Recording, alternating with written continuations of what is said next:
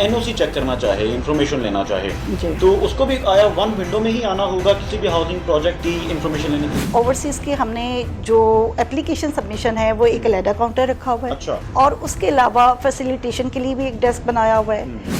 अब मैं भागता फिर रहा हूँ पिछले 2 घंटे से, जी किसके पास जाना है। अब ये मुझे इन्होंने दिया है, कभी इसके पास, कभी उस विंडो, कभी उस विंडो, कभी उस फ्लोर, कभी उस फ्लोर। कंप्लेन आती है तो कितने अरसे में उसको सॉल्व करना है? As a director one window मैं खुद भी ओवरसीज़ को जो हूँ वो डील करती हूँ। से कुछ 6, 7, 8 महीने से ख्वार हो रहा हूँ। आज ये ले आए, आज ये ले आए, आज ये मैंने ये 2 जमा करवा रहा हूँ। इसके बाद कहा जाता है जी फिर आपको एक और मिलेगा, फिर वो जमा करवाएं।